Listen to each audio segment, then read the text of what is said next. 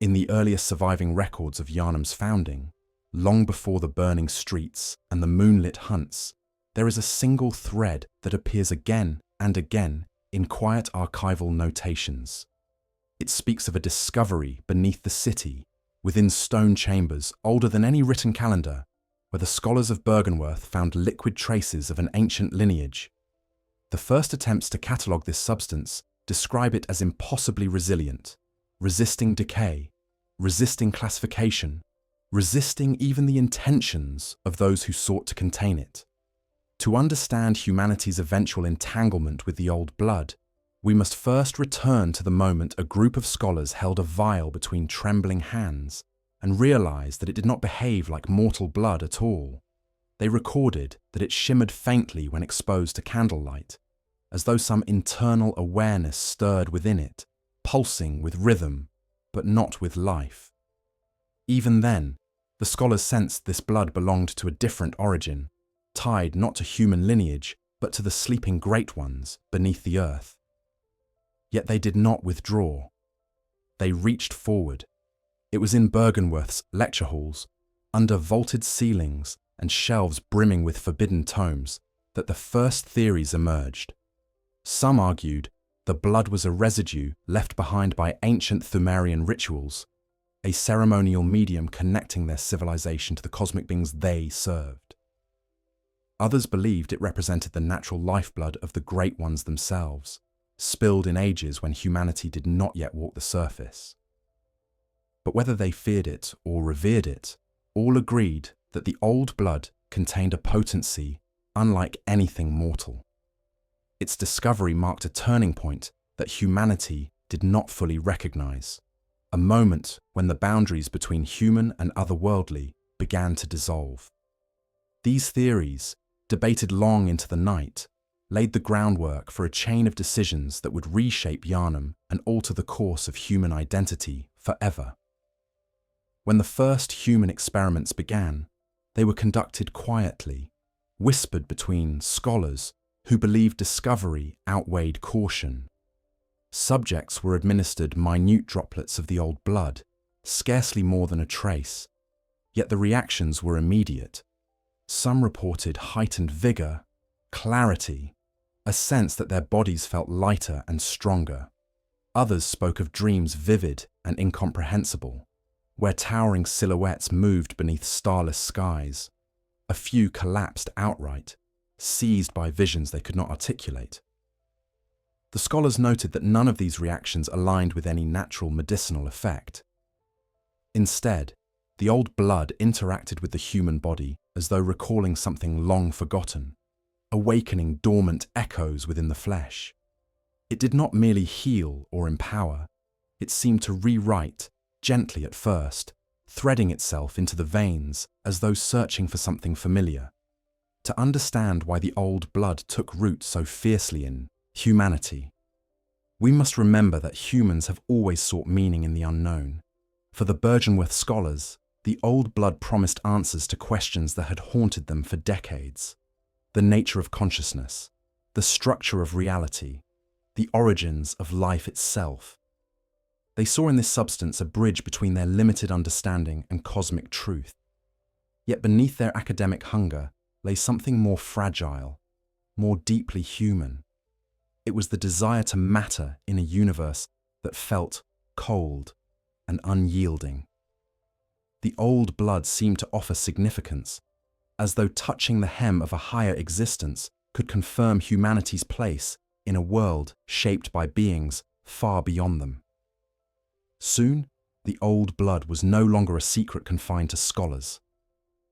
Word spread through Yharnam like a rumor carried by wind. Citizens heard of miraculous recoveries, of illnesses reversed overnight. They heard stories of people rising from deathbeds with renewed vitality, as though time itself had been coaxed to halt.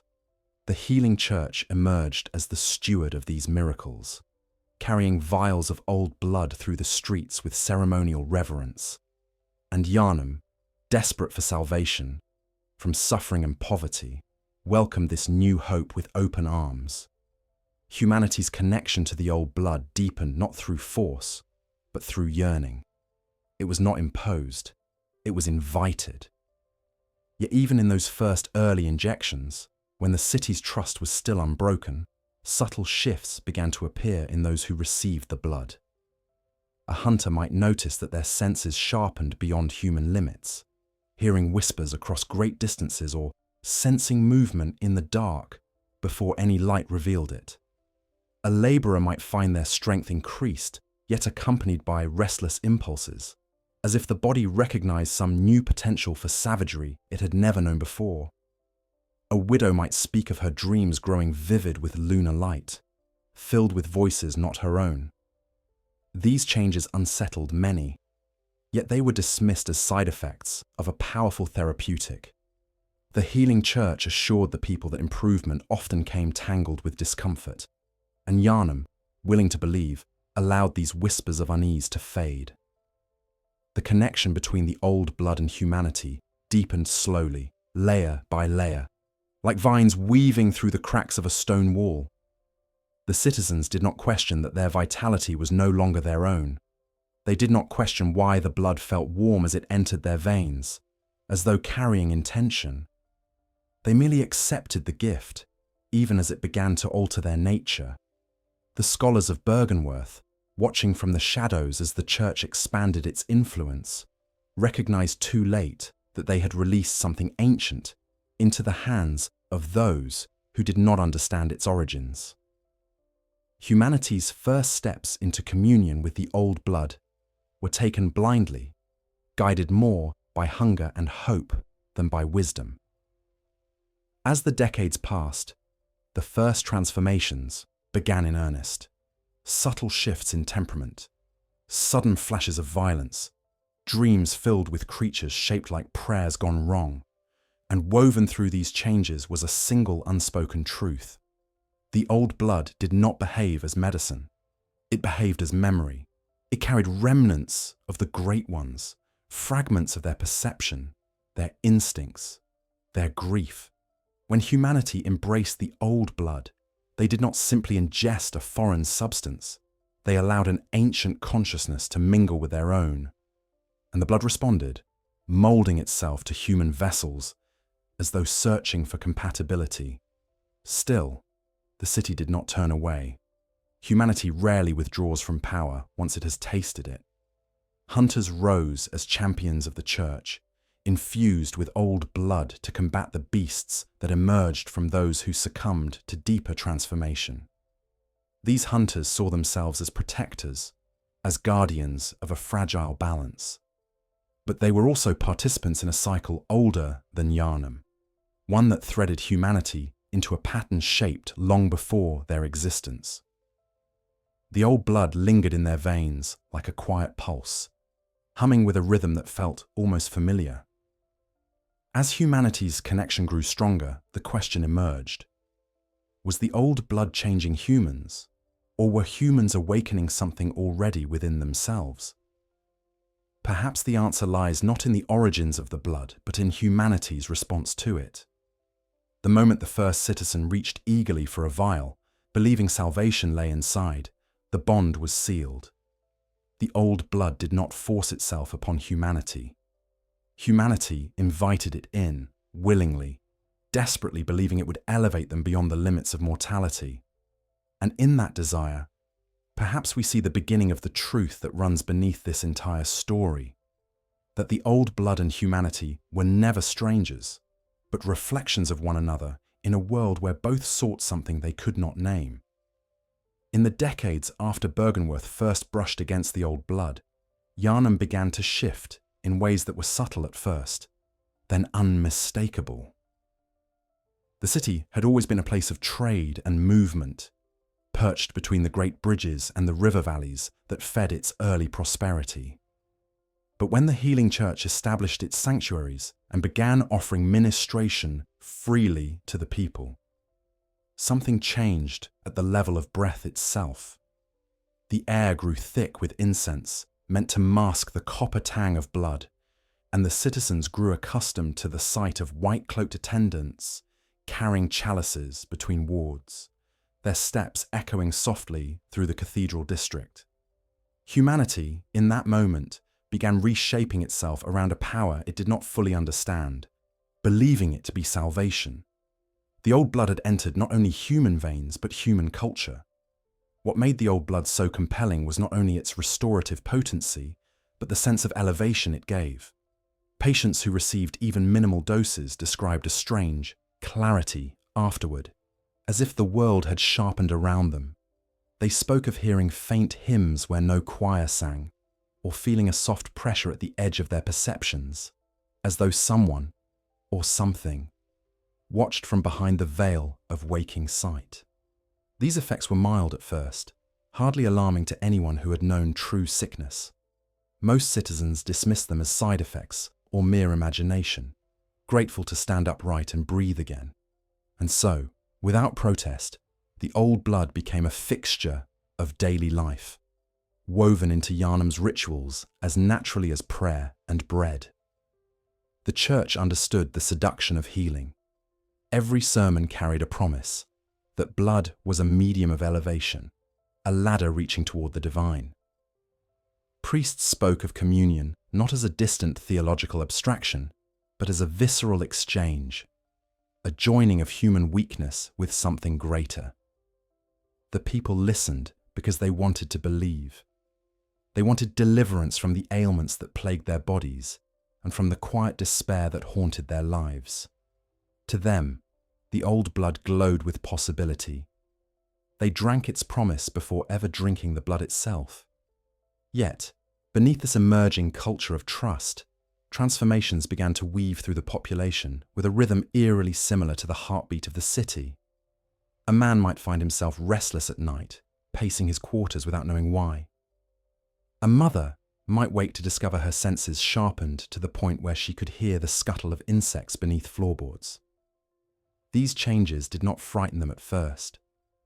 They felt, in some inexplicable way, like steps toward improvement, as though the old blood were revealing potentials humanity had failed to realize.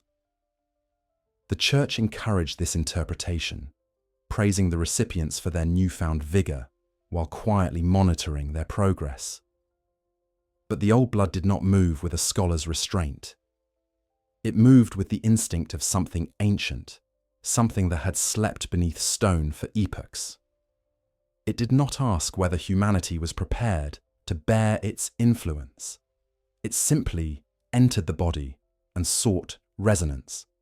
And in doing so, it stirred echoes buried deep within human nature. Primal impulses, latent perceptions, ancestral memories of fears that had no name. When this resonance aligned, individuals flourished with unnatural vitality. When it failed, they decayed from within, slipping into states the church refused to name aloud. The earliest symptoms of this unraveling were dismissed as ordinary illness.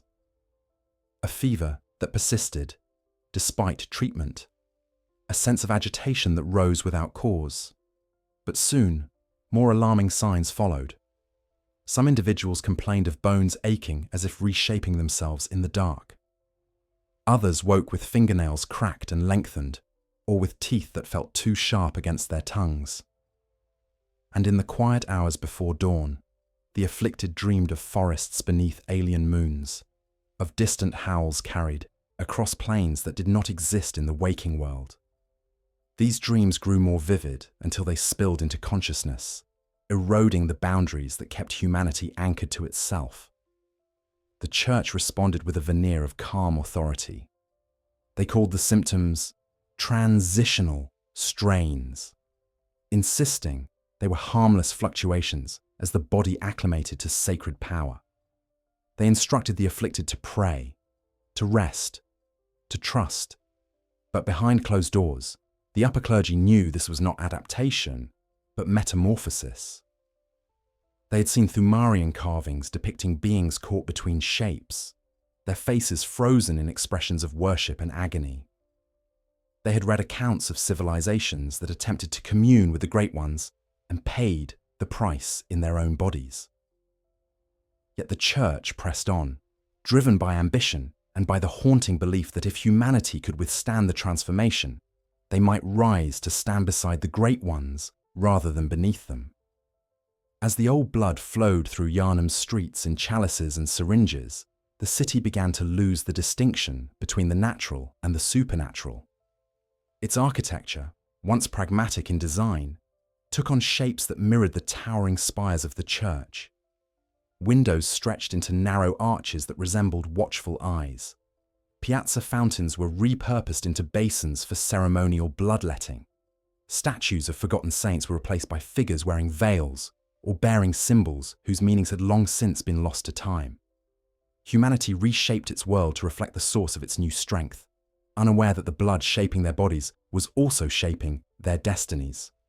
The hunters, appointed as the church's silent enforcers, patrolled the streets with weapons forged to counter the transformations beginning to manifest among citizens. On the surface, they fought beasts.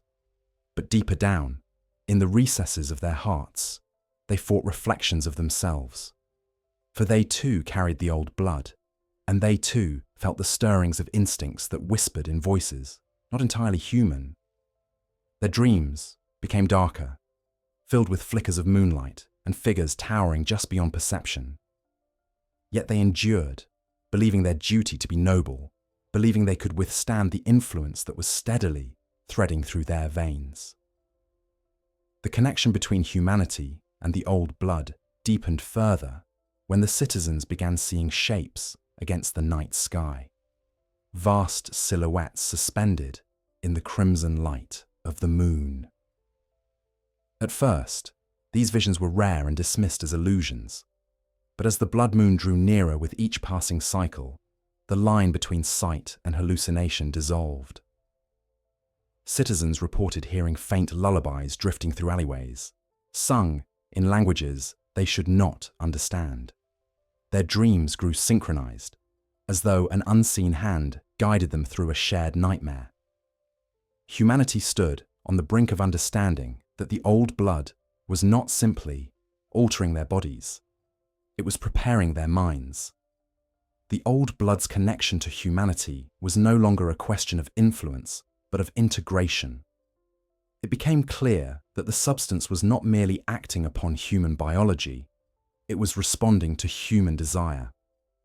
Every aspiration for strength, every fear of mortality, every longing for purpose became fuel for the blood's transformative path. And humanity, in its vulnerability, gave itself willingly to that path, believing it was ascending, even as the foundations of its identity quietly crumbled. In those years of early transformation, one truth lingered unspoken throughout Yharnam, that humanity's deepest bond with the old blood lay not in physical communion, but in a shared yearning. Both the blood and the beings it came from existed in cycles of loss. Humanity, desperate for meaning, sought transcendence. The old blood, shaped by great ones who mourned endlessly, sought vessels capable of surviving their influence. Where those needs met, a fragile connection formed, one that would soon bloom into catastrophe. And as the moon climbed higher each night, its light shifting subtly toward crimson, the people of Yharnam did not yet realize that the blood within them was listening, learning, and preparing. For what comes of a city when its veins pulse with memories of beings who have long forgotten what it means to be human? In the earliest surveys conducted by the Healing Church, before the great beasts prowled the avenues and the echoes of distant screams rippled across cathedral stone, the clerics documented an unusual commonality among the earliest recipients of the old blood. Those families who showed the strongest, most immediate reactions shared similarities in lineage tracing back to remote woodland villages, forgotten noble courts, and, in rare cases, ancestral ties to the ruins beneath Yharnam itself. These early bloodlines, once considered mundane records of human descent, began to appear as threads woven through a much older tapestry. The clerics noted that the old blood flowed with greater intensity through certain families, charting their names on hidden ledgers, marking them quietly as favoured vessels. And in this careful cataloguing, the Church first realized that humanity's connection to the old blood did not begin with its discovery. It began long before, perhaps as far back as the Thumarian age, when humans and cosmic beings brushed against one another without understanding the significance of such contact. The phenomenon was subtle at first. A child receiving blood ministration might exhibit an unusual resilience, healing faster than expected, as though their flesh recognized the substance's ancient resonance. A mother with dormant insight might speak of strange dreams days before her first injection, as though her mind anticipated the communion. Some individuals even displayed traits the Church could not categorize. Heightened hearing in the absence of disease, sharpened perceptions beyond natural limitation, or an uncanny calm in the presence of transformation. These were the earliest hints that humanity had carried traces of cosmic memory within its veins long before the old blood returned to its rightful surface. Each sign pointed toward a deeper lineage, a bridge between forgotten ancestors and the present moment. To understand this, we must look to the earliest myths whispered among Yharnam's oldest families, stories dismissed for generations as superstition or drunken invention. They spoke of ancestors who vanished into the woods at the edge of the city and returned changed, their eyes reflecting moonlight even at midday. They spoke of women who bore children under blood-red skies centuries before such nights were ever recorded, and of men who could sense storms long before they formed. These legends were not simply folklore, they were echoes of humanity's first brush with powers beyond comprehension. The old blood did not create these gifts, it awakened them. It recognized its own reflection within the human form and stirred ancient potential slumbering beneath layers of mortal memory. As the healing church expanded its influence, they began actively seeking such bloodlines, selecting candidates for higher communion based not on faith or merit, but on the quiet pull of ancestry. Their clerics travelled from district to district, under the guise of charity, offering ministration freely, observing carefully, and taking detailed notes in ledgers meant only for the highest clergy. Those who demonstrated exceptional response to the old blood, heightened strength, sharper senses, dreams laced with moonlit symbols, were invited for deeper rituals. Behind cathedral doors, they experienced transformations that others could not survive. Their lineage acted as a buffer between humanity and the cosmic world, allowing them to cross boundaries without immediately falling to madness or losing themselves to instinct. The Church saw them as chosen, but the truth was quieter and far older. These individuals were not chosen, they were remembered. Yet this remembrance came with a cost. As their connection deepened, so too did the instability within their families. Generations shaped by the old blood's echo found themselves increasingly sensitive to lunar shifts, especially during the nights when the moon's glow turned silver-grey. Children born to these families grew restless under moonlight, their cries echoing faintly with undertones the midwives could not explain. Some toddlers stared into corners of rooms as if perceiving figures invisible to everyone else. And during nights thick with incense, when the church hosted great ceremonies of bloodletting, certain individuals experienced a shiver along their spine that felt less like fear and more like recognition, as though something unseen passed near them in greeting. Bloodline became boundary, and boundary became invitation. In time, the church began to understand that the old blood did not treat humanity as blank vessels. It treated them as partners in a long-forgotten cycle. It sought resonance, and where it found it, it strengthened the connection. Where it did not, it forced transformation from the outside, tearing at flesh that held no memory of cosmic contact. This is why some citizens fell to beastly forms almost immediately, while others endured countless ministrations with their minds intact. The distinction lay not in willpower or moral purity, but in lineage, a quiet, ancient tie to forces the church scarcely understood. This realization unsettled many within the clergy. If resonance dictated transformation, then humanity's fate was not universal, but selective. Some families were destined to ascend, while others were destined to crumble upon first touch. The clergy debated this in hushed tones behind heavy wooden doors, fearful of revealing the truth even to themselves. For if the old blood remembered humanity's ancient kinships, then perhaps humanity had never been separate from the cosmic world to begin with. Perhaps they had always been drifting along its edge, waiting for the moment when memory and blood aligned again. The hunters, trained to combat the rising plague of beasts, soon noticed these disparities as well.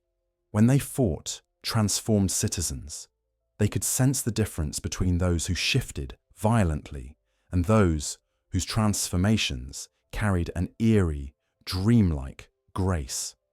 The latter moved not as mindless beasts, but as echoes of something older, as though another presence guided their limbs, whispering through their snarls. Hunters spoke of these encounters in weary tones, describing combat that felt less like slaughter and more like interruption, as if the creatures were caught between two identities, one human, one cosmic, unable to settle into either. These cases fascinated certain scholars who broke away from the church, seeking truth where doctrine refused to look.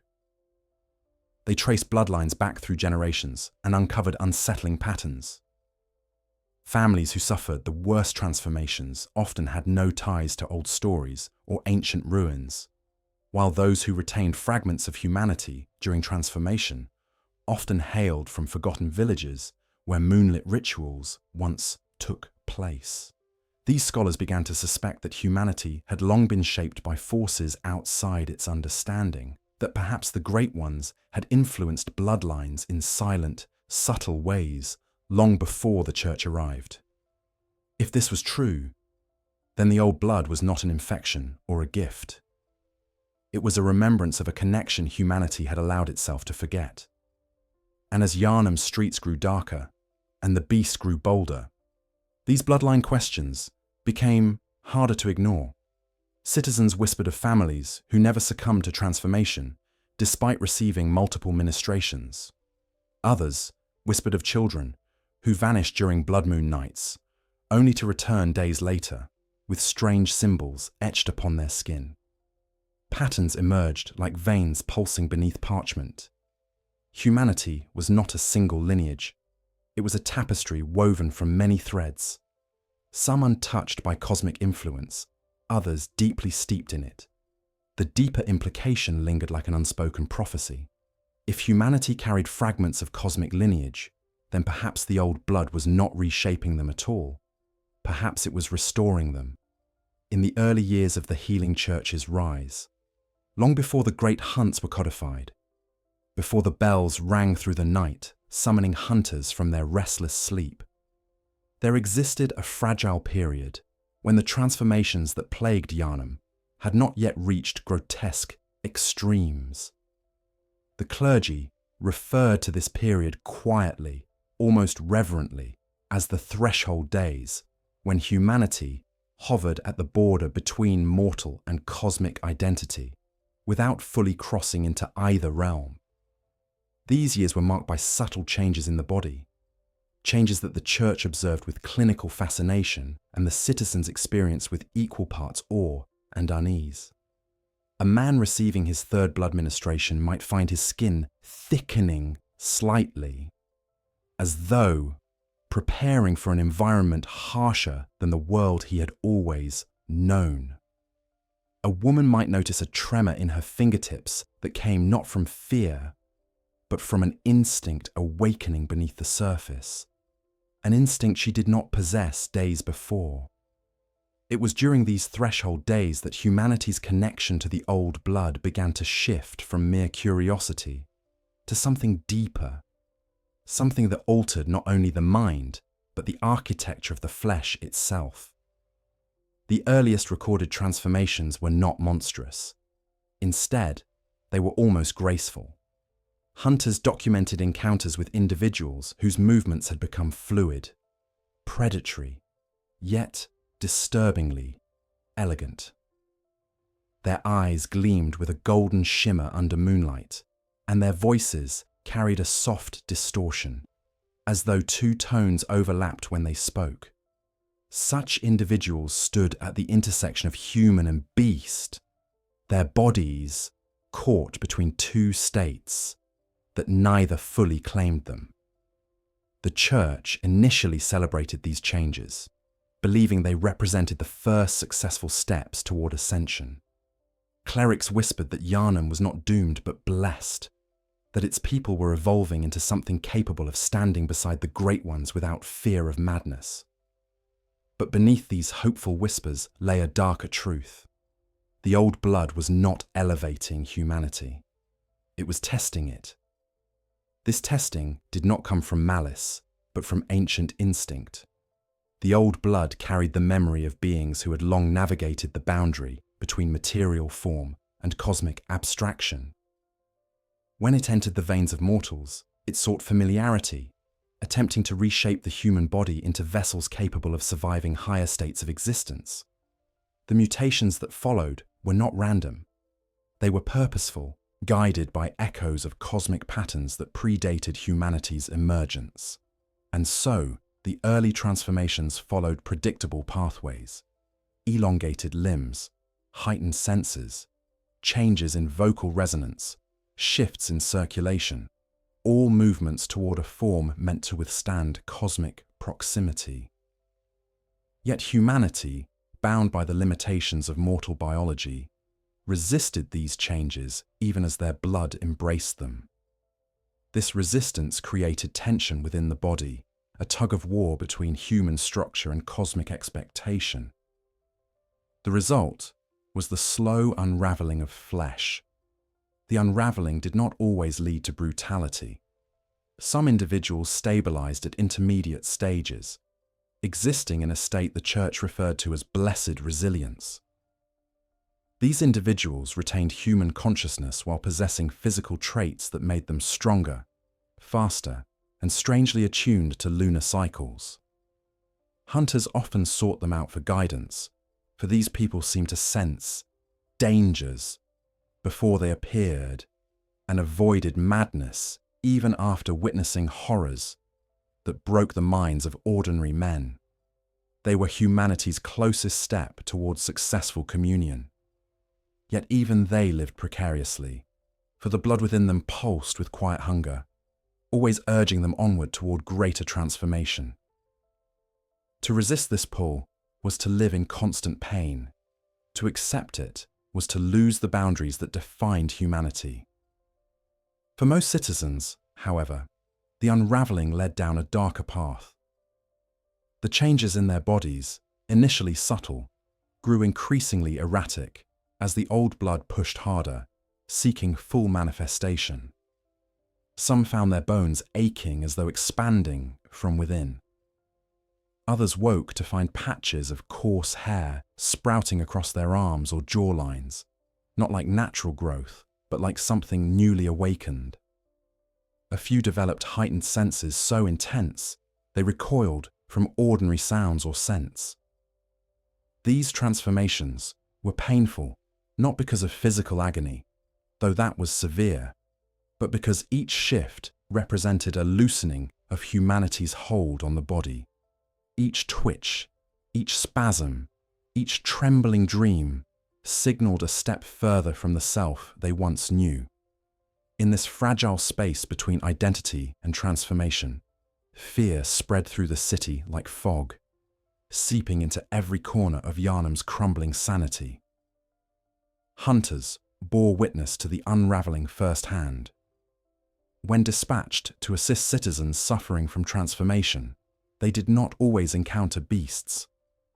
Sometimes they encountered people half-shifted, begging for help through distorted voices.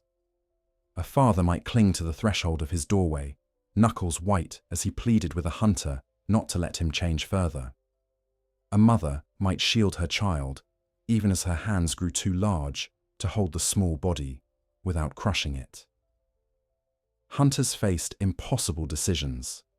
Act too late, and the transformed might slaughter their neighbors. Act too soon, and they destroyed a person who had not yet crossed the final threshold. These moments carved themselves into the hunters' hearts like old inscriptions, deepening their resolve but also eroding their humanity. For to witness transformation was to understand how delicate the boundary between man and beast truly was, and how easily it shattered under the weight of cosmic influence. The Church, aware of these tragedies, tightened its rituals. They developed new classifications for transformation stages, assigning clerics to identify those who could still be saved from those who were beyond hope. But their assessments were flawed, for they judged through the lens of doctrine, not understanding.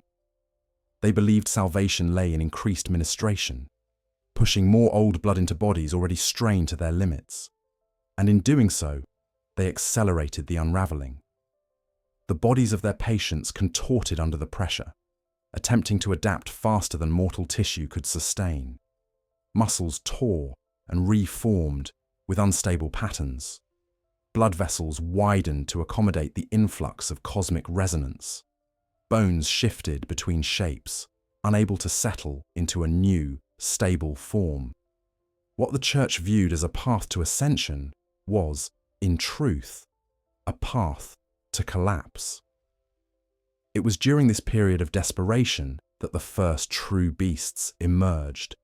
Unlike the threshold creatures whose forms still bore echoes of humanity, these beasts represented full surrender to the old blood's influence. Their bodies elongated beyond natural proportion, their limbs bent with unnatural angles, their mouths reshaped into expressions that combined hunger and anguish. Hunters described them not as monsters, but as tragedies made manifest, echoes of human beings whose bodies had become battlegrounds for cosmic transformation. The unraveling had reached its endpoint, where partial resonance once created beautiful or unsettling changes. Full resonance created beings no longer capable of containing either human or cosmic identity. These forms were the result of a failed union, flesh collapsing into shapes that neither world could fully claim. Yet not all transformations followed this path. Some bodies adapted with startling symmetry, adopting forms that were not bestial but regal in their terror. These individuals moved with purpose rather than frenzy, their elongated limbs guided by unseen patterns. Hunters who faced them reported a strange hesitation, as though something within these creatures recognized them, not by name, but by blood. It was as if the old blood within hunter and beast reached toward one another, acknowledging kinship even in conflict. Such encounters left hunters shaken, for they realized that the boundary between their own bodies and those of the beasts was thinner than they wished to believe. They too carried the old blood. They too felt its pull. The unraveling extended beyond flesh and into the mind. As the body changed, so did the perception of reality. Citizens described seeing faint outlines of distant shapes hovering above rooftops or watching massive silhouettes walk along the edges of moonlight. They heard whispers on windless nights, soft murmurs that seemed to come from both inside and outside their thoughts. These visions were not hallucinations, but glimpses of the cosmic world bleeding into human perception. As the body unraveled, so too did the barrier shielding human consciousness from knowledge too vast to bear. Some individuals embraced these visions, believing them signs of communion. Others recoiled, driven to madness by the collapse of the familiar world. Hunters witnessed both extremes, guiding those they could and ending the suffering of those they could not.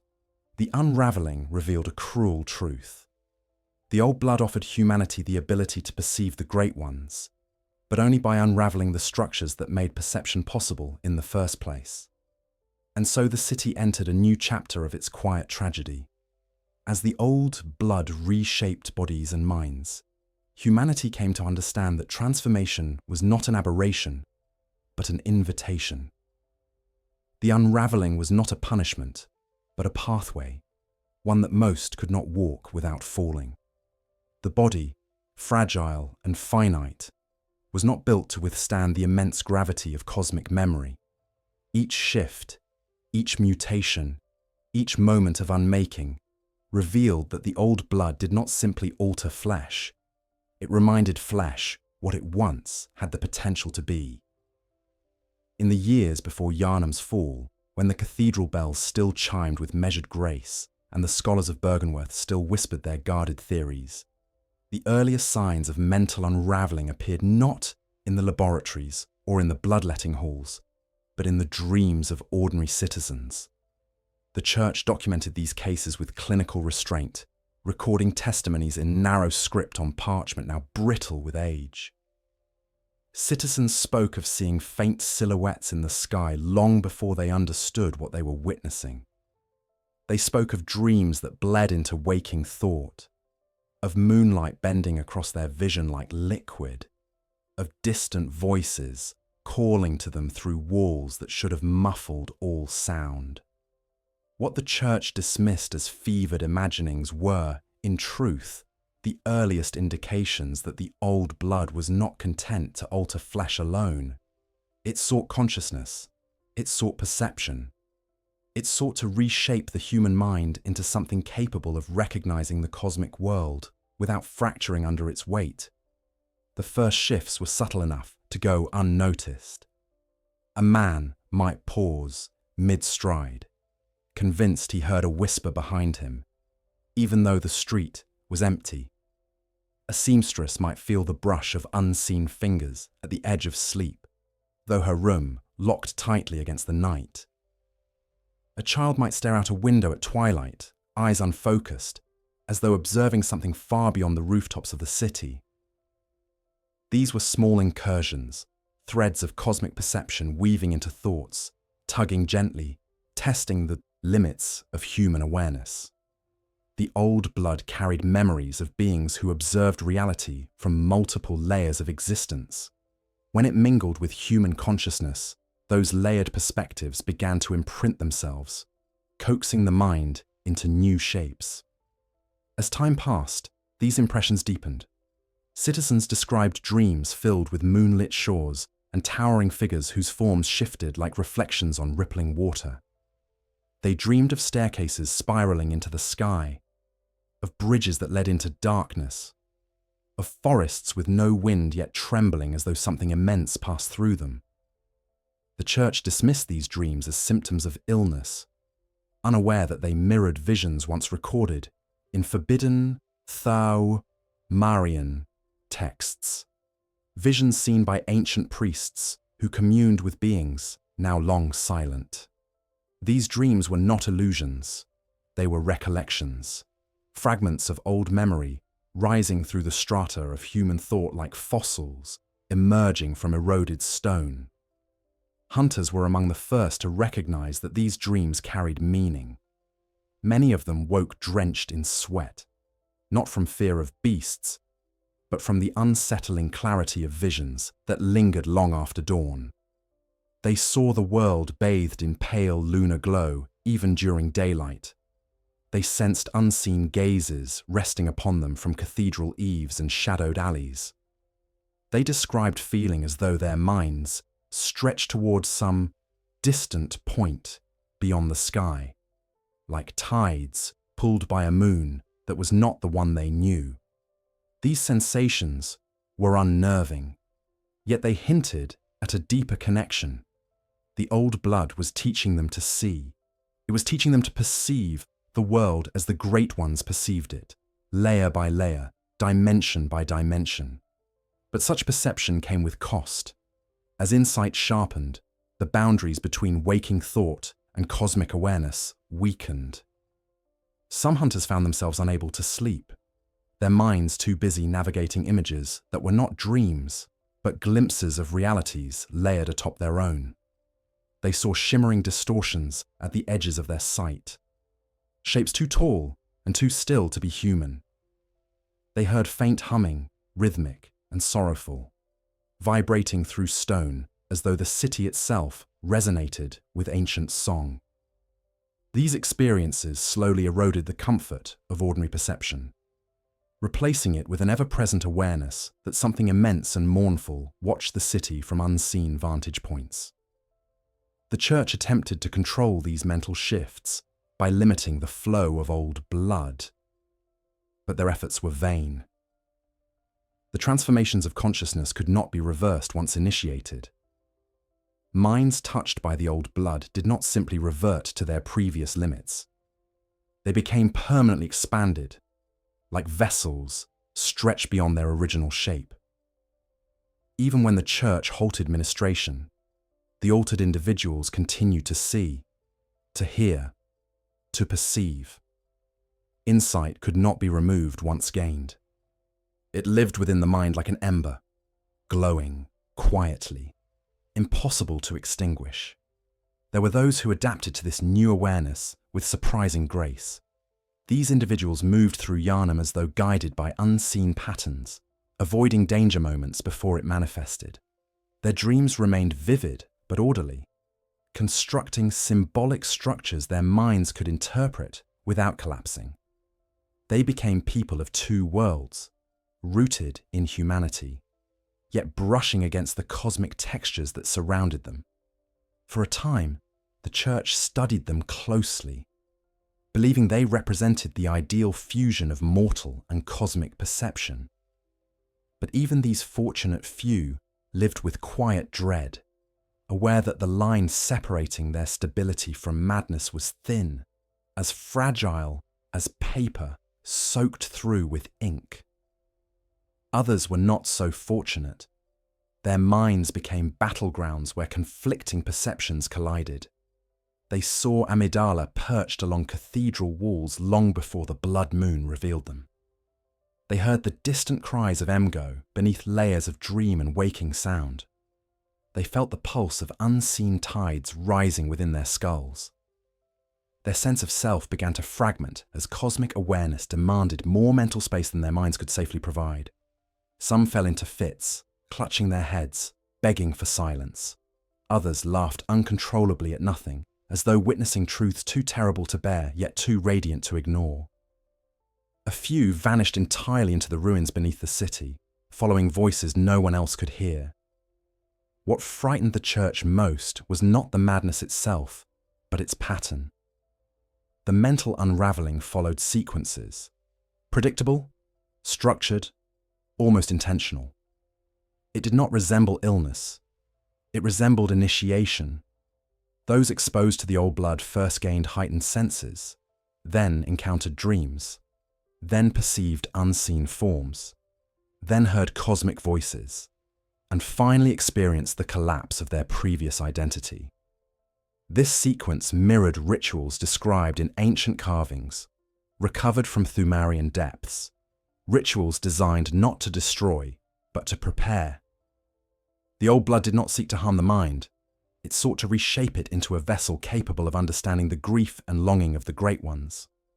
One cleric of the choir famously noted in his final journal entry that insight is sight of the inside, a comment dismissed as madness in the days following his disappearance.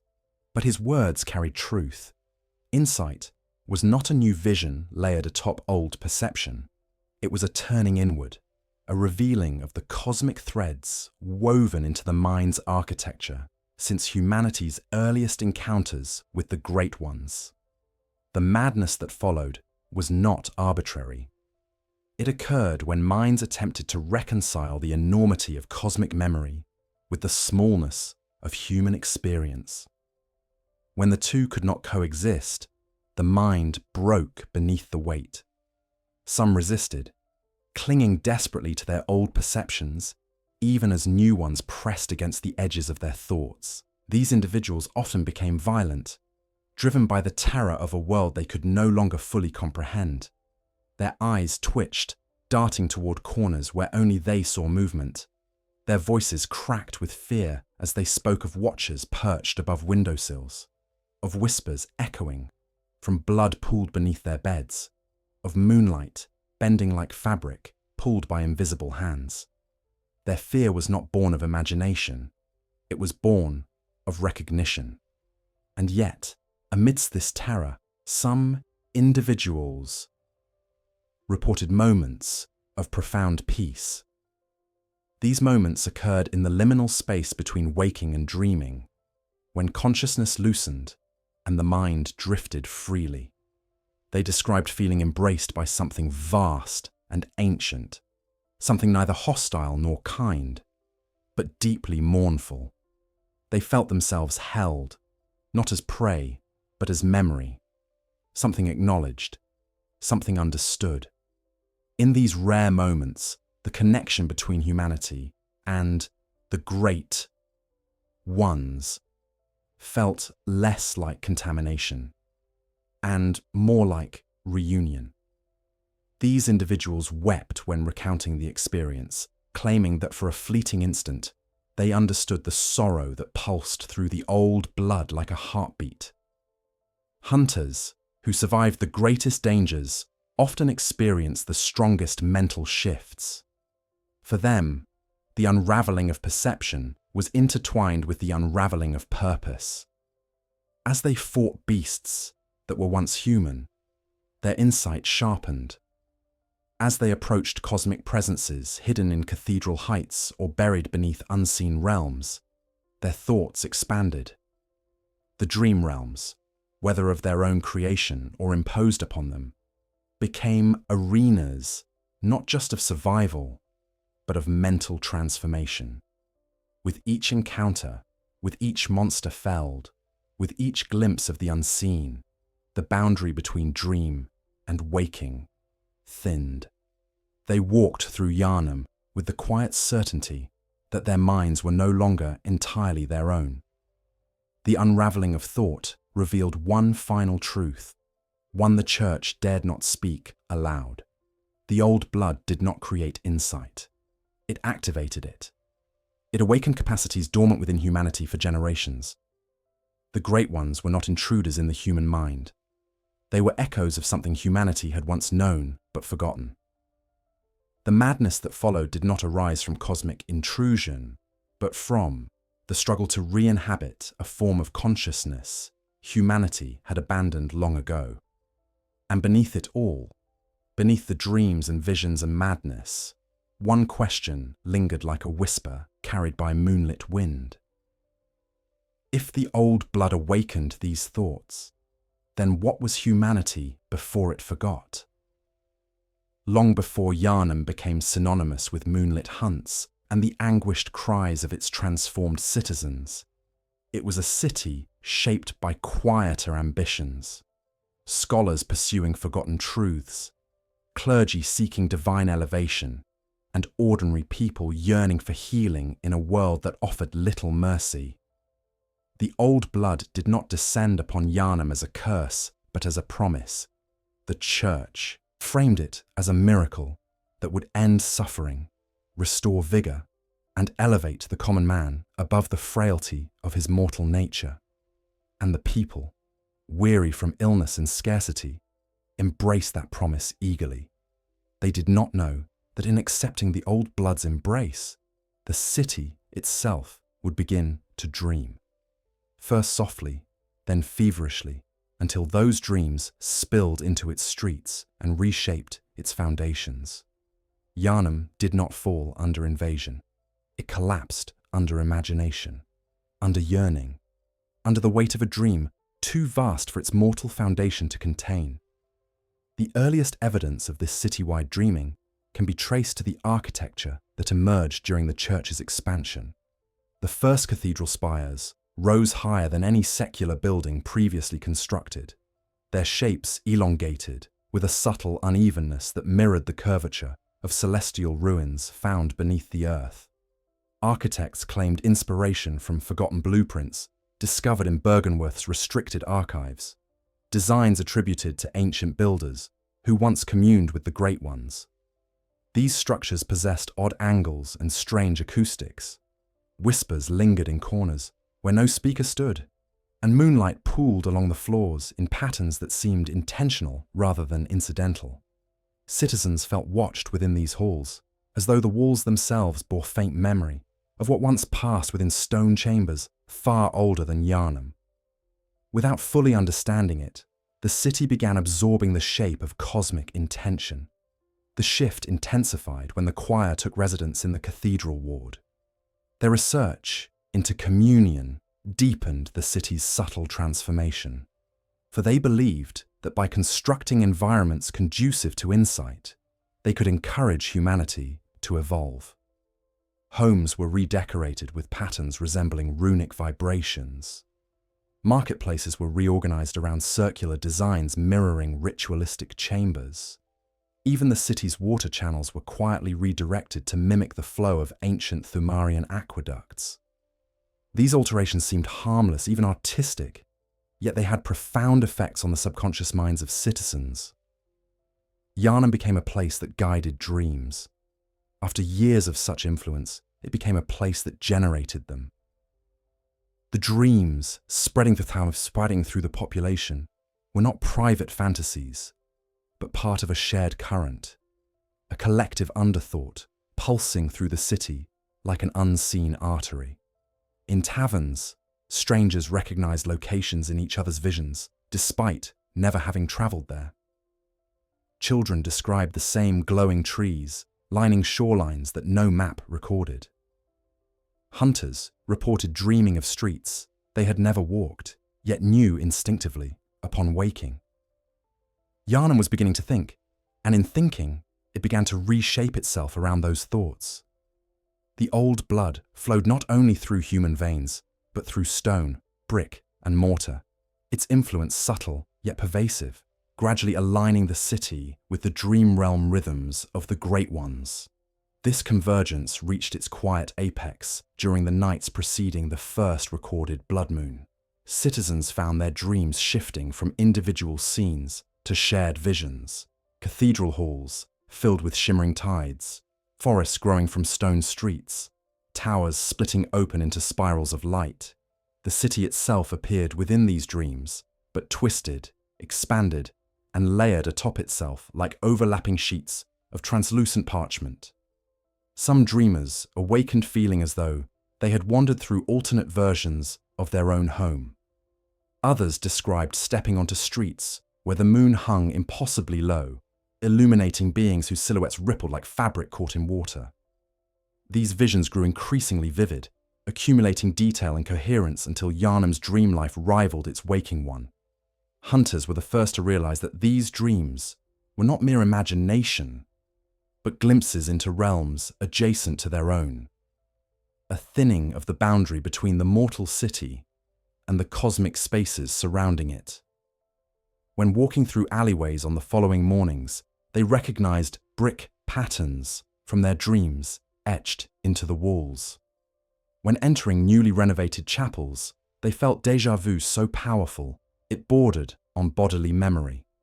Some areas of the city seemed to warp in response to the collective dreaming, their architecture subtly shifting as though adapting to unseen blueprints.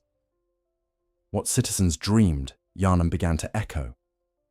The distinction between dream and stone dissolved. The choir, fascinated rather than frightened, encouraged these developments. They believed that the merging of dream and reality was necessary for true ascension, that humanity must live with one foot in waking life and the other in cosmic awareness. They perform rituals meant to harmonize the dreams, using carol runes to stabilize the visions and guide citizens toward communion.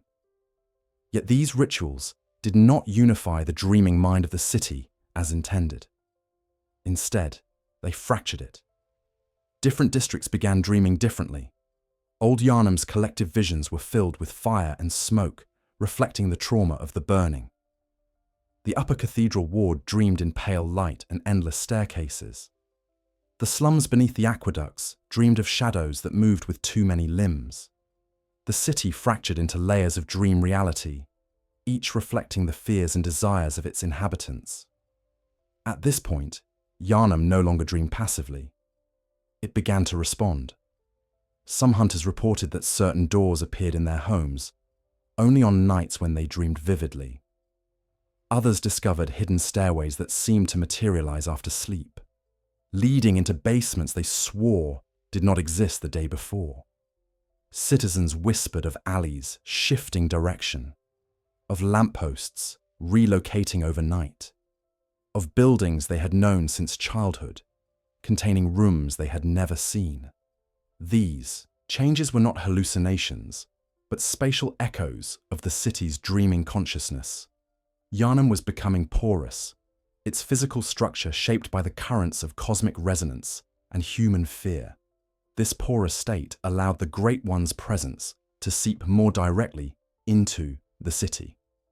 People began to see faint shapes perched atop cathedral spires or crossing bridges at impossible heights. Shimmering distortions hovered above alleyways like silent watchers. Children pointed at invisible companions. Elders woke, gasping, from visions of colossal beings walking alongside them in narrow streets, still untouched by madness. What had once been dream figures now crossed into the waking world through the cracks in the city's shifting architecture. These beings did not announce themselves. They did not approach or attack. They merely observed, as though evaluating the progress of humanity's transformation from afar. The old blood amplified this connection with every injection. As more citizens received ministration, the collective dream grew deeper, richer, and more unstable. The church celebrated the spread of insight, unaware that it was pushing Yharnam toward a point of no return, a threshold where the city's dream reality would consume its physical form. The hunter's dream, though created by the moon presence rather than the city, resonated with Yharnam's dreaming, acting as a stabilizing echo. The hunters who walked between these two realms became living conduits between city and nightmare, bridging the gap through their continuous cycle of death and awakening. But even their presence could not anchor a city so deeply entangled with cosmic influence. The approach of the blood moon marked the culmination of Yharnam's dreaming. On the night when the first red glow rose over the city, the barrier between waking and dreaming dissolved fully. Streets stretched and twisted into new shapes as shadows deepened into pathways that led into unseen realms. Citizens woke within their own homes, only to find themselves standing in dream locations that mirrored their reality, yet diverged in impossible ways. Great Ones became visible, not as hallucinations, but as actual presences, walking through the city with slow, mournful grace. They observed humanity not with cruelty, but with sorrow, as though witnessing the inevitable outcome of a cycle older than the city itself.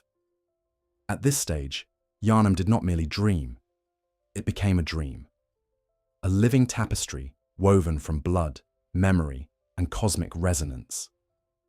Buildings flickered between states, sometimes appearing ancient, other times newly formed, reflecting the overlapping histories of great ones and mortals. The ground felt soft beneath the feet, as though the city breathed. Walls seemed to listen. Windows gazed outward like eyes. The city as a whole achieved a kind of partial ascension, caught between realms, unable to stabilize in either. Hunters moving through the streets described a sensation of walking through layered realities, each step shifting slightly between versions of the same world. Through this transformation, one truth became clear. Yharnam was not simply a place where the old blood was used. It was a vessel, a city-sized laboratory, a dream chamber crafted through centuries of unknowingly consistent design. Humanity had built its own cosmic cradle, brick by brick, ritual by ritual, dream by dream. The Great Ones had merely guided the process, nudging the city gently toward a shape that could support their presence. Yharnam's collapse was not the failure of humanity. It was the completion of a transformation too vast for its mortal architecture to contain. And in the end, as the beasts roared and the moon burned red, Yharnam dreamed so deeply that it forgot it was ever awake. Long before the first hunter lifted a cleaver beneath the crimson glow of the blood moon, long before the gates of the Halig Tree Dream Tower ever whispered their secrets. The Great Ones moved through Yharnam not as invaders, but as mourners. Their presence lingered in the city like fog, silent and heavy with an emotion humanity could not yet name. Those sensitive to the old blood felt it first, a weight behind their thoughts, a pressure along the edges of dreams, a sense of being seen through layers of memory older than the stone beneath their feet.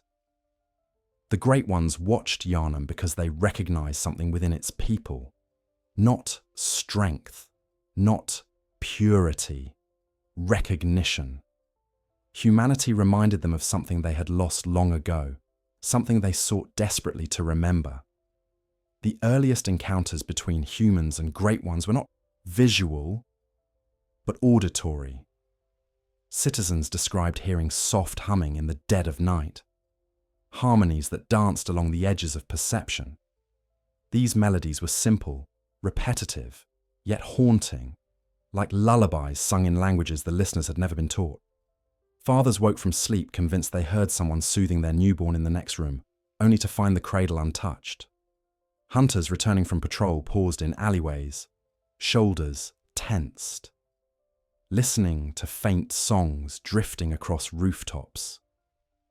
Even the scholars of Burgenworth wrote of murmured tones resonating from deep caverns beneath the lake, tones that did not echo like natural sound, but pulsed with rhythm, meaning, and mourning.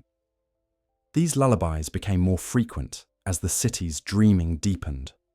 They carried emotions that transcended human language. Grief so old it had eroded into gentleness, longing stretched thin by centuries of silence, and a strange tenderness directed toward those who listened. When citizens woke after hearing such melodies, many wept without understanding why.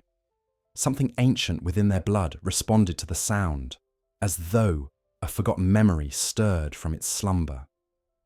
These lullabies were not meant for Yharnam's ears. They were remnants of songs once sung to cosmic children, newborn Great Ones born fragile as dew, nurtured with melodies, intended to guide their first thoughts into coherent form. In hearing these echoes, humanity brushed against a form of love too vast and too sorrowful for mortal hearts to fully hold. This connection deepened when the first infants of Yharnam began reacting to the hush of unseen voices. Newborns soothed instantly by tones no one else heard. Children staring into empty corners with wide, unblinking eyes, their expressions serene as if listening to stories whispered from beyond the veil. Midwives spoke in hushed panic of infants who remained silent for hours, gazing upward as if entranced by lullabies beyond mortal hearing. The church dismissed these accounts as imaginative nonsense, but privately, certain clerics recorded them meticulously. They recognized the pattern from Thumarian legends describing infants born with partial resonance to the Great Ones, infants who grew into mediums capable of bridging dream and waking states. These phenomena hinted at an unsettling truth. The old blood did not merely transform existing humans, it shaped those yet to be born. It resonated with unborn consciousness as naturally as air-filled lungs. A child touched by the old blood, before its first breath, carried within it a faint echo of cosmic awareness, a primal connection to lullabies sung by beings who once nurtured their own kind in realms far removed from the waking world. These cosmic lullabies were not directed toward the infants of Yharnam intentionally. They were memories, echoes that drifted through the thinning barrier between realms, brushing against those whose blood resonated strongly enough to perceive them. As Yharnam's citizens began dreaming collectively, these lullabies gained strength. People fell asleep and heard voices humming from distant shorelines or from beneath deep, black waters. They dreamed of towering figures cradling glowing forms in arms that shifted between shapes. They felt warmth radiating from presences too vast to comprehend, yet infinitely gentle. Many woke with tears streaming down their faces, unable to describe what they had witnessed, but certain it was something holy. For a brief time, the city experienced a quiet era of cosmic tenderness, a period when humanity felt less like prey and more like kin, fragments of an older lineage rekindling its dormant resonance. But such peace could not last. The connection between the Great Ones and humanity carried an asymmetry that neither side fully understood.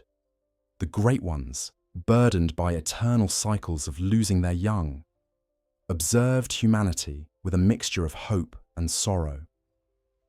They recognized the familiar echo within human blood, but could not determine whether humanity represented old kin returning in new form, or merely a resemblance born of cosmic coincidence. Their lullabies carried longing for what humanity could not comprehend. They sought children. They sought connection. They sought continuity in a universe where their offspring did not survive the passage of time. Humanity, vulnerable and dreaming, became the canvas upon which these desires were written. When the lullabies grew stronger, certain individuals experienced visions not of the Great Ones themselves, but of what the Great Ones mourned. They dreamed of empty nurseries carved into stone, of cradles woven from shimmering threads now filled with dust, of small shapes dissolving into mist beneath vast, reaching hands. These visions shattered minds unprepared to witness such sorrow. Citizens woke, screaming, clutching their heads, unable to bear the weight of grief that did not belong to them. Others reacted differently. They felt compelled to comfort the unseen presences, whispering reassurance into the night, as though speaking to grieving parents. Humanity, unknowingly, became both audience and participant in the cosmic mourning of beings who remembered every loss across eons. The hunters, burdened with insight beyond that of ordinary citizens, felt these lullabies as vibrations deep within their chests. When patrolling the streets under moonlight, they sometimes heard faint crying carried on the wind, cries too delicate to belong to beasts, yet too distant to be human. These cries echoed through the city like fragments of memories not their own. Hunters paused mid-stride, weapons trembling slightly, feeling as though they walked through the remnants of a dream so ancient and fragile that even acknowledging it risked breaking it. The lullabies grew louder in the presence of hunters, not because the Great Ones favored them, but because the hunters carried blood steeped in repeated death and rebirth. Blood that resonated with cosmic cycles of loss and remembrance. As the blood moon approached, the lullabies shifted. What had once been soft, mournful melodies became layered with urgency.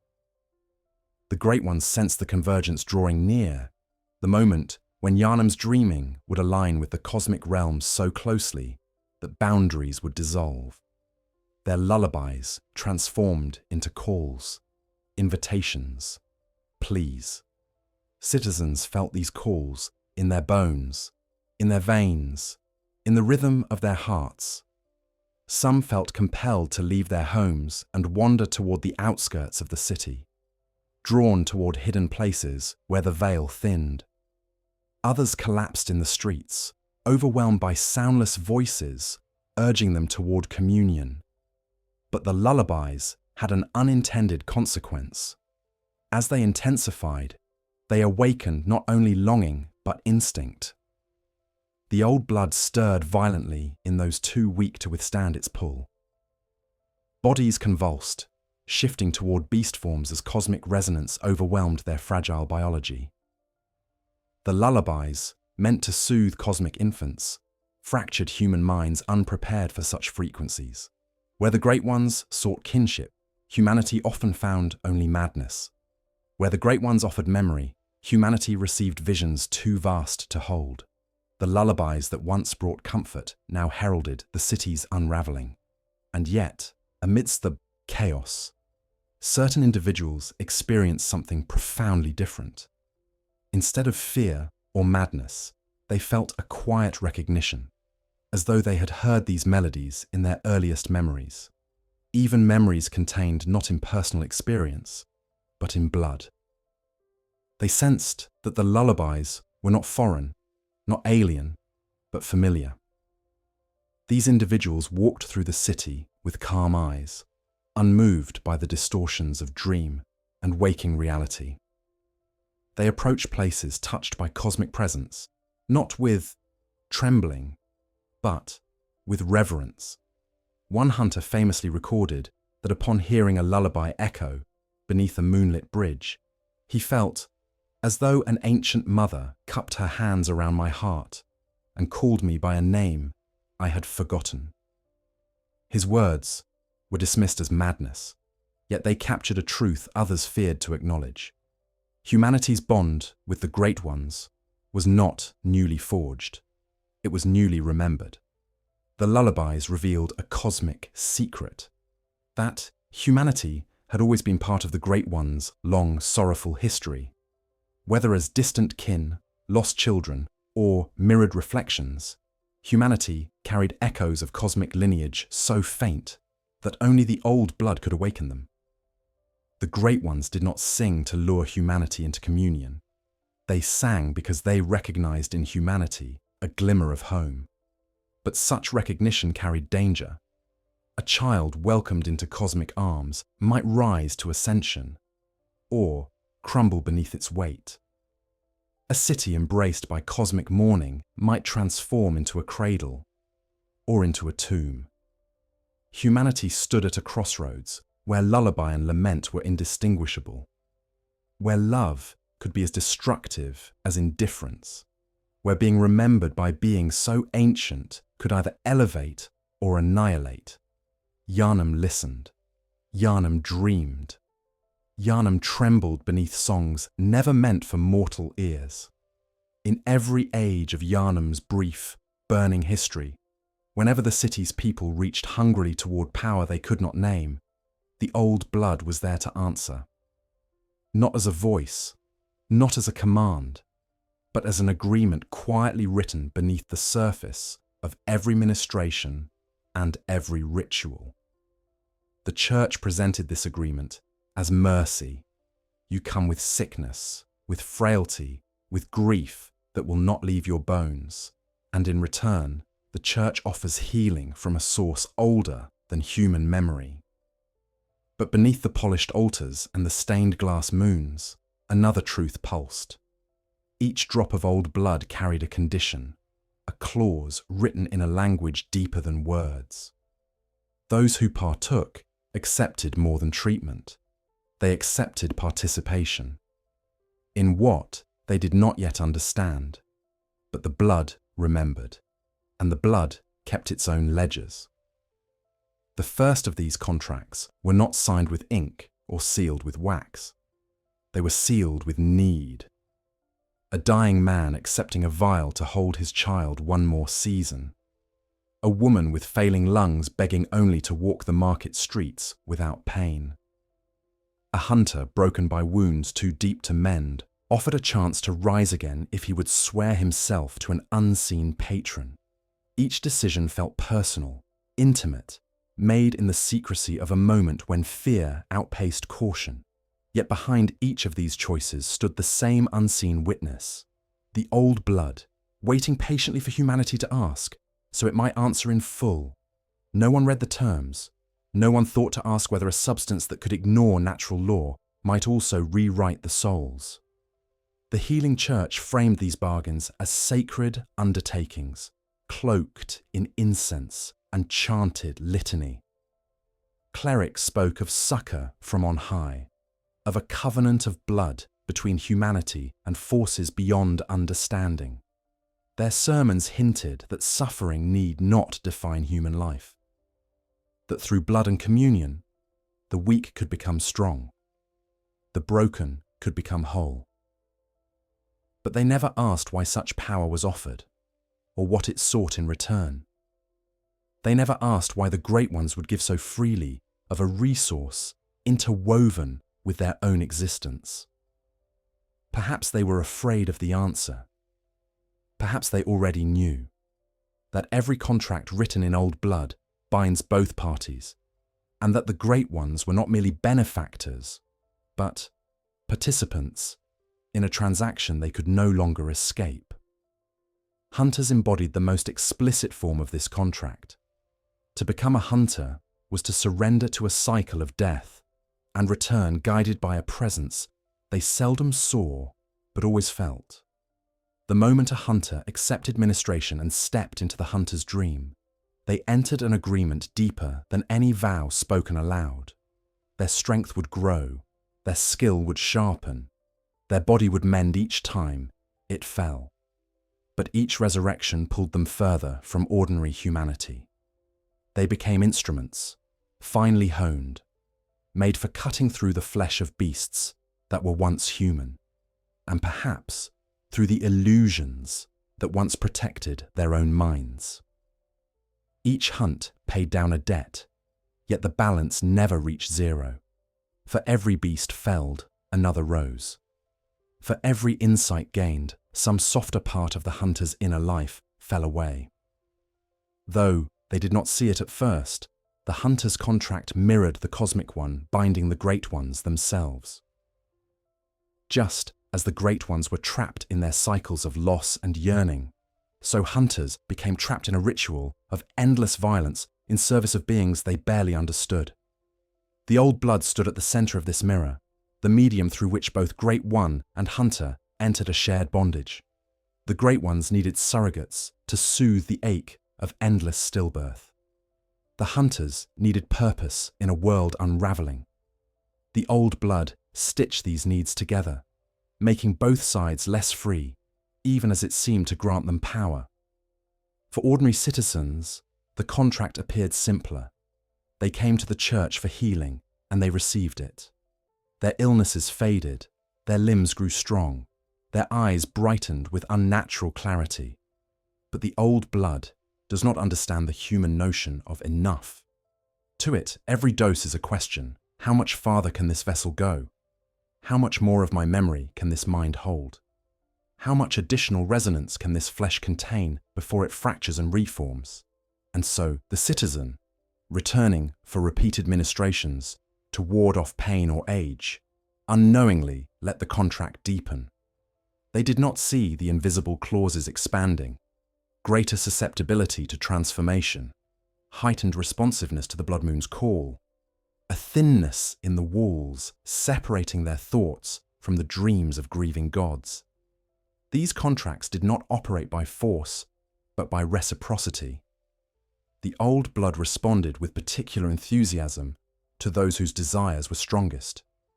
The more fiercely a person longed to be healed, to be powerful, to be chosen, the more readily the blood flowed, and the more completely it rewrote them.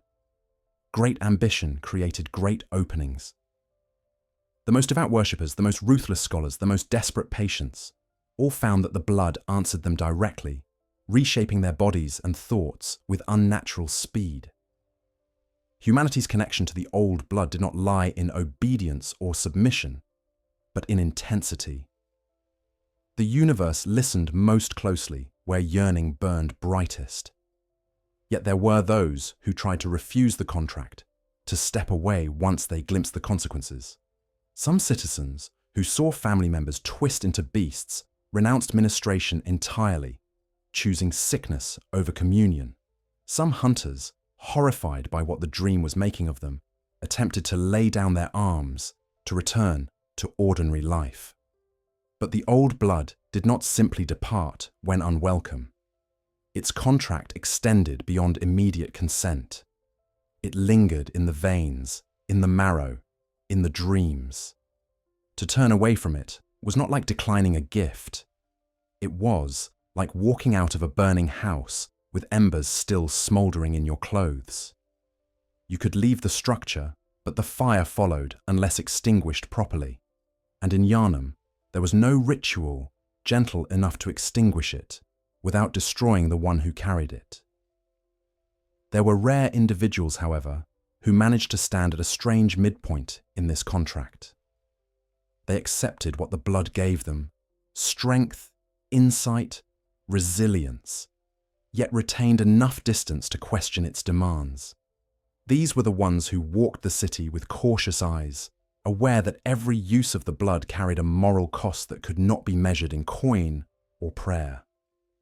They became quiet judges, not of others, but of themselves, weighing each choice as though carving words into stone. In them, the old blood found a paradox: humans who participated in its power but refused to be wholly defined by it. Perhaps in those moments, the Great Ones saw a glimmer of what they were trying to create: beings who could inhabit both sides of the contract without losing themselves to either. The notion of contract extended beyond individuals to the city itself. Yharnam as a whole entered into an unspoken agreement with the old blood. In exchange for becoming a beacon of healing and a center of miraculous advancement, the city agreed, without knowing, to reshape its structures, its customs, and its spiritual life around a substance it did not comprehend. Blood became currency, sacrament, and identity. Fountains were replaced with basins of consecrated fluid. Festivals centered around rituals of ministration. Even language shifted, with phrases like "blessed by blood" and "nourished in communion" becoming casual idioms. Yharnam's culture no longer revolved around simple survival or trade. It revolved around participation in an ancient power that demanded nothing explicitly except continued use. And in that usage, the city found both its glory and its doom. To understand how deeply the old blood bound humanity, one must consider how it altered their understanding of self.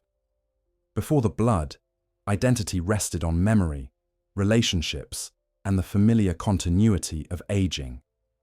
After the blood, identity became fluid. A hunter could die and return, slightly changed each time.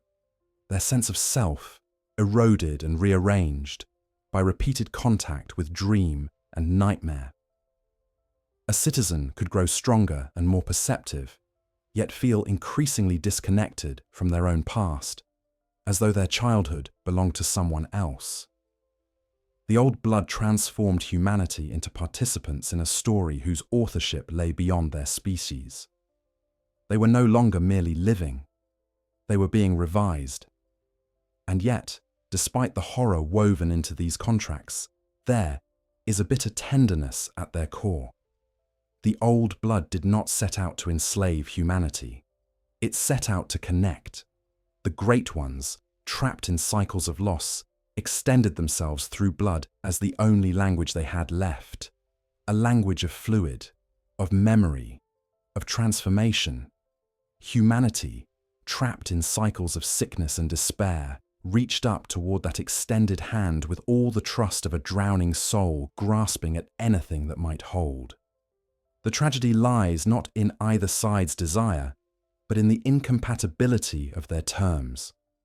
The contract promised communion, but the only way to honor that agreement was to become something that could no longer fully call itself human. And somewhere, deep beneath the cobblestones and cathedrals, the old blood continued to flow, patient as ever, waiting for the next hand to reach out, the next heart to decide that the risk of losing itself was worth a chance at becoming more than what this mortal world allowed. Long after Yharnam surrendered to its dreaming, after the last ordinary dawn faded beneath a sky that no longer recognized itself, the city entered a phase the surviving scholars later called the blooming, an era when humanity's bond with the old blood no longer expressed itself through transformation alone, but through a strange and agonizing ascent. These were the nights when the blood moon swelled like a scar reopened, casting its color upon stone, upon the river, upon the very air, until the city seemed dipped in the memory of some cosmic wound.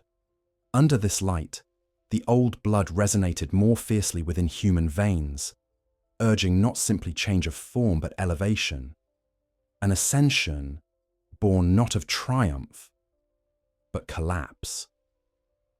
Those who survived their unraveling experienced something the Church had long theorized but never fully witnessed: the crossing of humanity's threshold into the domain of the Great Ones. It was a crossing marked not by ceremony, but by ruin. The earliest ascensions were quiet, almost unnoticed. A woman bedridden with fever rose in the middle of the night, her steps slow, deliberate, as though guided by hands unseen. She walked out of her home and into the deserted streets, her body trembling, her eyes reflecting the moon's shape, though no pupil remained. When found at dawn, she had not transformed into a beast, but into something eerily still. Her body elongated and delicate, her skin pale as bone ash, her expression one of distant serenity. She no longer responded to human words. Her mind, if it still existed, resided elsewhere. She had not become a beast. She had become unreachable. In other cases, ascension manifested with terrible violence. A hunter who resisted transformation for years suddenly convulsed, not with the frenzy of beasthood, but with a kind of tearing luminosity. His flesh did not twist into animalistic shapes. Instead, it dissolved moment by fragmenting moment, as though the boundaries that held his form together could no longer contain the weight of his insight. Witnesses described his body as expanding without growth, stretching into a shape too large for human comprehension before collapsing inward like a falling star. Nothing recognizable remained, not bone, not fabric, not weapon, only a faint residue upon the ground that shimmered faintly under moonlight, as if composed of memory more than matter. The healing church, still clinging to the remnants of its authority, tried to claim these ascensions as sacred milestones. They argued that these individuals had reached the pinnacle of communion, that their forms had become too elevated for earthly existence. Yet even the most devout clerics trembled when they saw such transformations, for they recognized something familiar in them. Patterns drawn from forbidden scripts discovered beneath Burgenworth long ago. These scripts described the Thumarians, a people who once sought ascension through similar means and paid a price that reverberated across ages. Their ruins, recovered in the depths below Yharnam, bore carvings of elongated figures whose features were smoothed away by time, yet whose postures spoke of sorrow. These echoes served as warnings the church refused to heed. It was during the blooming that the Great Ones became more present, visible not merely as towering silhouettes glimpsed by those with elevated insight, but as presences felt in the bones of every living being. Hunters walking through the city felt their pulses synchronize with rhythms not their own.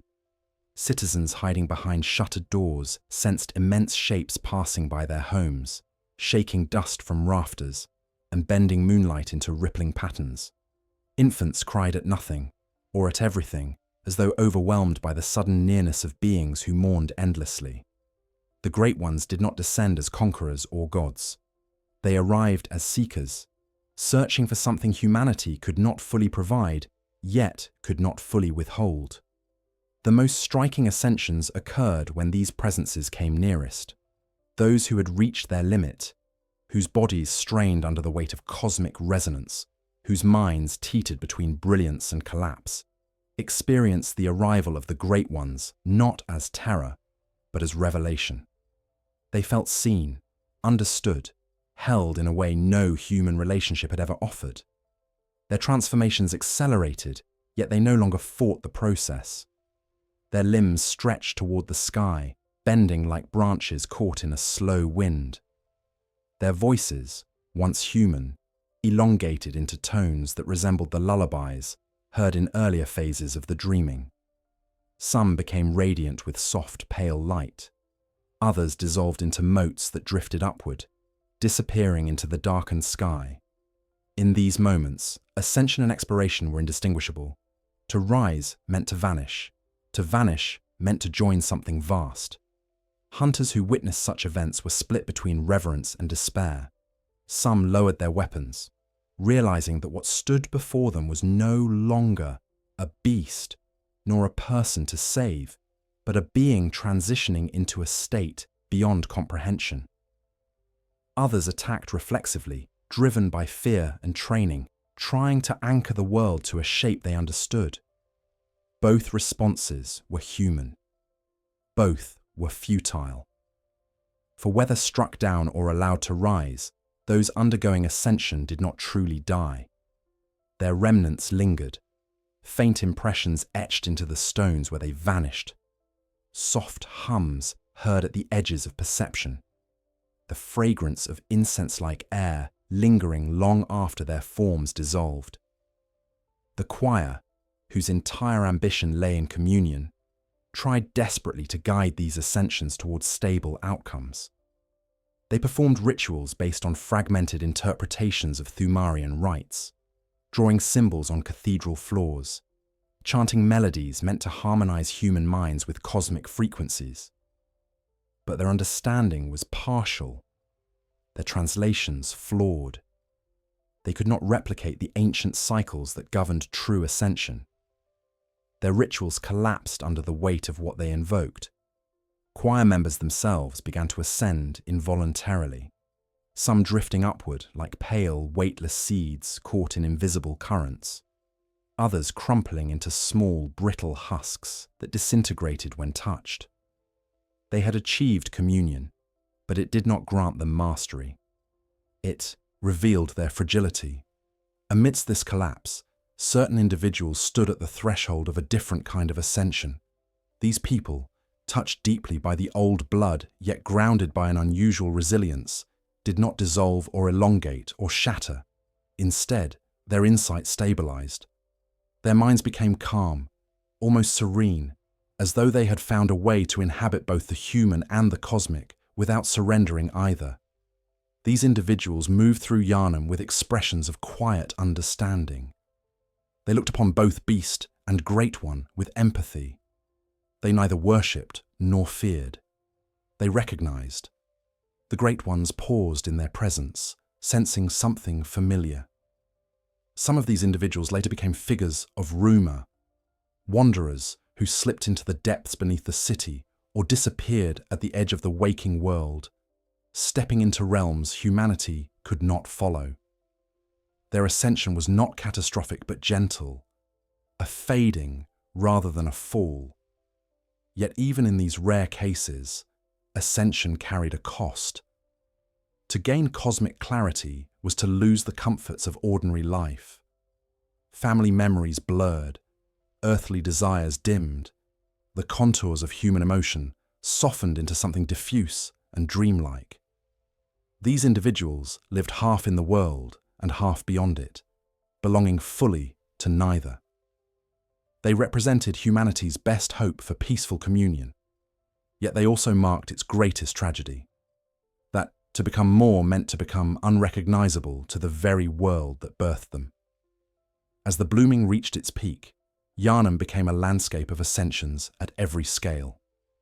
Some occurred in alleys, hidden from sight, leaving only faint mist behind. Others happened atop cathedral spires, visible to all who dared look upward. A few unfolded within dream realms, reaching through their hunters' sleeping minds like blooming flowers stretching between dimensions. In every case, the old blood acted as both catalyst and cradle. It carried the memories of cosmic cycles into human vessels, shaping them not with intention, but with instinct. Like a river following ancient channels, it guided humanity towards shapes that echoed the great ones, shapes built of sorrow, longing, and quiet, catastrophic beauty. By this point, the distinction between ascension and ruin became irrelevant. The two were intertwined, inseparable. To rise was to break. To break was to rise. Humanity, caught in this cycle, revealed its deepest truth, that it had always been both more fragile and more vast than it believed. The old blood did not create this duality. It illuminated it. And in that illumination, Yharnam became a city of flickering forms, some rising into light, others folding into shadow, all part of a tapestry woven by forces older than the moon, older than the stones beneath the city, older even than the dreams that swallowed its nights. And through it all, the Great Ones watched, their grief resonating like a low hum beneath the world, their arms eternally outstretched as if inviting humanity to remember what it once was, or what it might yet become. In the final nights of Yharnam's long unravelling, when the blood moon dimmed to a tired ember and the last howls faded into distant memory, the city settled into a hush, unlike anything it had known. Not the hush of safety, nor the lull of peace, but a silence shaped by the remnants of a cosmic conversation that had reached its natural end. The old blood, once pulsing through the city's veins like a fevered heartbeat, quieted. Its echoes softened, withdrawing from the forefront of human thought and sinking back into the places beneath the earth where ancient memories slept. The Great Ones, their silhouettes retreating into distances beyond dream, folded themselves into realms that no longer aligned with Yharnam's broken geometry, and humanity, what remained of it, stood amidst the ruins with an understanding carved deeper than bone, deeper than lineage, deeper even than the blood that once bound them to cosmic sorrow. The aftermath of Yharnam's ascension and collapse did not reveal clear answers or tidy resolutions. The city's survivors, wandering through streets warped by years of dreaming, carried within them the weight of everything humanity had become. Some found themselves unchanged in body, but altered in perception, glimpsing faint outlines of beings who no longer lingered. Others retained pieces of insight they did not know how to use, sensing the vibrations of cosmic presence even when none remained. Many carried nothing but exhaustion, a longing to return to simplicity, to quiet hearths and unbroken nights, to a world small enough for human hearts to bear. Yet even in their yearning for normalcy, they felt the imprint of the old blood lingering like the faint afterimage of a moon glimpsed through fog. Humanity could not forget what it had touched. The Great Ones, though distant, had become part of its memory. Yharnam's people had learned that the universe was not empty, that its vastness held not only terror, but grief, not only danger, but recognition. This knowledge did not elevate them, it humbled them. Those who searched the ruins of Burgenworth found shattered tomes warped by damp air, their pages stuck together, their ink blurred into shapes resembling runes no scholar could decipher. Yet, among these ruined texts lay evidence of something quietly profound, that humanity had not been chosen arbitrarily. The old blood had resonated with them because resonance already existed, faint but ancient. Whether humanity descended from forgotten kin of the Great Ones or merely echoed their patterns through unknowable coincidence, the connection was real. It had shaped Yharnam's fate long before the first vial was ever administered. Some survivors found fragments of transformed loved ones, objects that glimmered with soft, fading iridescence, or traces of footprints too delicate to belong to beasts. These remnants were neither monstrous nor divine. They were simply what remained when a soul walked too close to the edge of cosmic remembrance and could not cross fully. There was grief in these discoveries, but not despair, for in these delicate traces, humanity saw something astonishing, that ascension did not always end in violence, that some had slipped quietly into states beyond comprehension without leaving ruin behind. Their absence was gentle, like a dream forgotten upon waking. Hunters, freed at last from the dream's cycle, awoke in bodies that felt heavier, more tired, no longer buoyed by the unnatural endurance of repeated resurrection. They walked the silent streets with steps that felt strange and wholly mortal.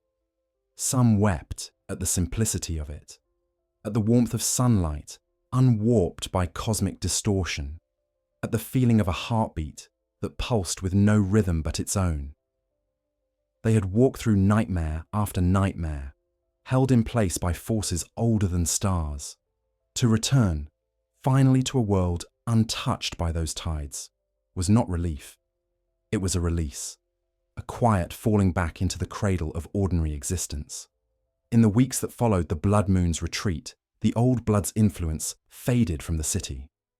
Chalices dried, runes ceased to glow, incense burned without resonance, and though some citizens feared a resurgence, the blood seemed content to sleep once more beneath the earth, patient as it had been before humanity first awakened it. The Great Ones, sensing the withdrawal of their mirrored kin, retreated willingly, leaving behind no curses and no blessings, only the soft memory of songs that once echoed through the city like distant tides. Humanity did not rebuild Yharnam as it had been. How could it? The foundations of the old city were too deeply entwined with cosmic dreaming. Instead, the survivors learned to live around the ruins, treating them with reverence rather than denial. They did not seek to resurrect the healing church or to mimic the rituals that once defined their lives. Instead, they built small homes, simple shrines, gardens grown from seeds untouched by the blood.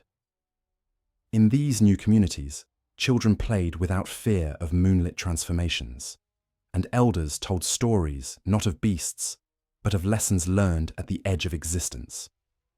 In quiet moments, some still felt echoes, a soft hum beneath the soil, a fleeting shimmer at the edge of vision. But these were not threats, they were memories, gentle reminders that humanity's story was larger than it once believed, that its blood carried the quiet imprint of cosmic lineage, that it had been seen by beings who mourned endlessly, and that this recognition had shaped a city, destroyed it, and given rise to something more grounded, more fragile, more human. The greatest truth to emerge from Yharnam's long tragedy was not one of warning or fear. It was one of kinship.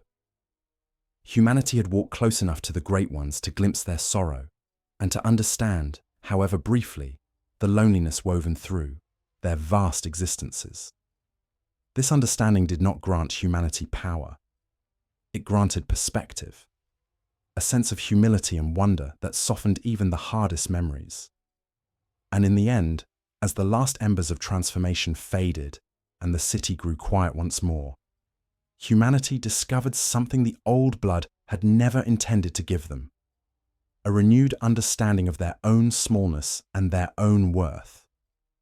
They did not need ascension to be meaningful. They did not need cosmic resonance to be whole. They needed only the simple rhythm of a life lived within boundaries they could bear. And so Yharnam returned, not to glory, not to purity, but to peace. A peace shaped by ruin, tempered by knowledge, and held together by the quiet truth that even the smallest lives can brush against the infinite and endure.